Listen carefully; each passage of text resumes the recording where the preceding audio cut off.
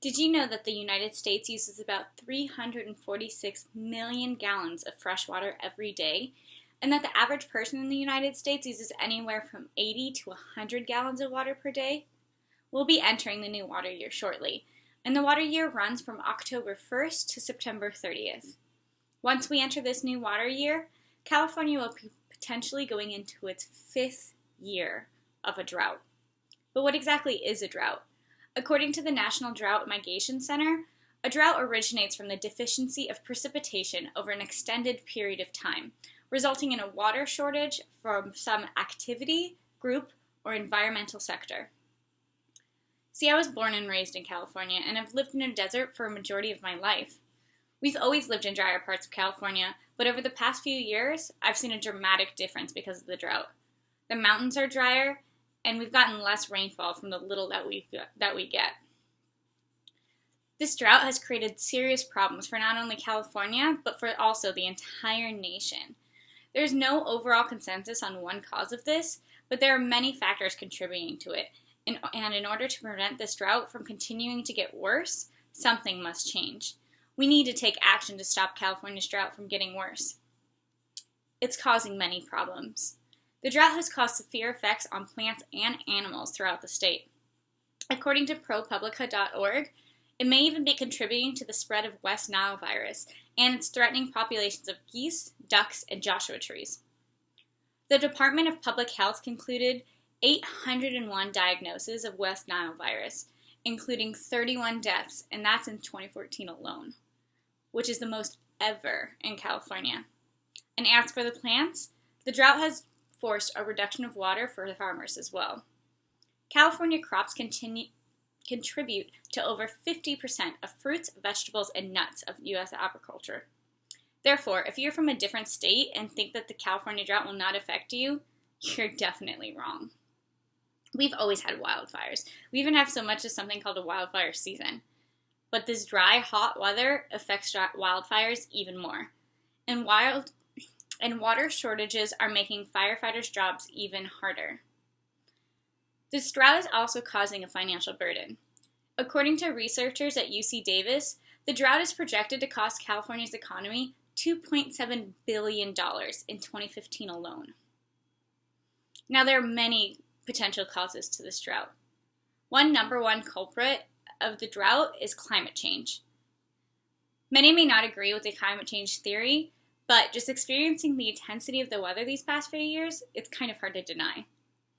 With the new record high temperatures, there have been record low snowpacks for California. And a snowpack is a key element to California's water resource. The spring runoff is beneficial during the dry summers, and I've noticed this first-handedly. Many areas of Palm Springs are located on Indian land, and there are multiple hiking trails on Indian reservation sites. My personal favorite trail is called Seven Sisters, where there's various waterfalls.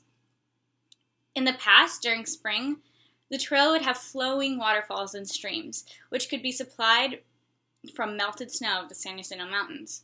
But the last few times I went, there's barely an inch of water in what used to be flowing streams, and only ankle-deep water in pools that I could dive into. After I experienced the lack of runoff and results from the drought for myself, I understood the severity of the problem. Agriculture is another huge contributor to this drought.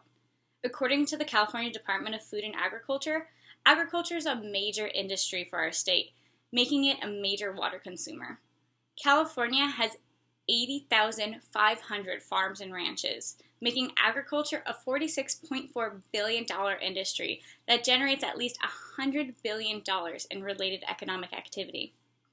But what percentage of California's drought is used by agriculture anyways? Based on developed water supply, agriculture uses 80%. Based on total water supply of a dry year, agriculture uses 52%. And based on the total water supply of a wet year, it uses 29%. Some of the greatest water consumers are also meat and dairy. Cows and chickens and other animals eat a lot of crops, which require a lot of water. It takes 86 gallons to make just 1.75 ounces of beef. Some researchers suggest that if every American ate meat one less day a week, It could save as much water that flows through the Colorado River in an entire year. There are many possible solutions, and some that are out of our control. But California has been borrowing water in order to survive. First, California borrowed more water than allotted from the Colorado River, and now we're in the works to borrow from Las Vegas, but Las Vegas has not been confirmed. According to Curb Los Angeles, Las Vegas Water Chief John Essenmeyer has no problem with losing as much water for a while. Obvious solution to this problem is more rainfall. Melanie Californians are expected for the upcoming storm El Nino to be the solution of our problems, but there's only a 50% chance that this could be true. Since 1950, there have been 7 years with similar signals of El Nino weather, but only 3 of those years had wet winter. 1 year was just average winter, and 3 years were dry winters. But those past years also had cooler temperatures than we're experiencing now, which will cause a serious impact. Another possible solution is for us to take action. Our governor is already taking action.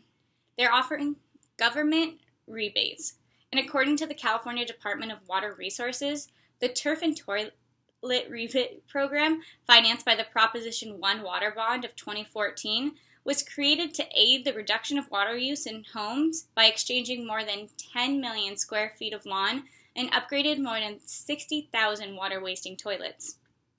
For the toilet aspect of the proposition, the government will provide a $100 rebate to replace an old water-wasting toilet in a household. And for the turf portion, the program will offer a $2 rebate per square foot of turf replacing grass, and offering up to $2,000 per household, or 100 square feet. These incentives make these actions more affordable for consumers, and that's not even including the result of the water bill reduction that will happen. According to ca.gov, Governor Brown started an emergency conservation regulation, mandating that Californians conserve 25% more water than before. In July, we exceeded his request and reduced water use by 31.3%, which is amazing considering that most water is used during the hot summer months.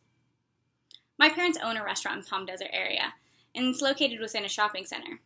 In order to contribute to the cause, the city of Palm Desert and Desert Crossing Shopping Center decided to drain all their water features and encourage businesses to refrain from using excess water.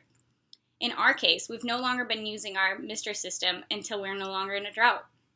That's how we've contributed to the cause and done our part. But how will you help? Will you take shorter showers? Will you be more conscious about your wastefulness? Will you inform people about the severity of this drought? This drought has not been one bad water season. This will be 5 bad water seasons, 5 years running.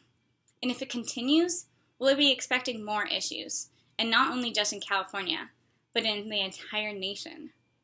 There are many factors contributing to this drought, but it's our job to help as much as we can, because if this is what it's like for us now, what will it be like for our future generations? What about water for our future children and grandchildren? What are we going to do?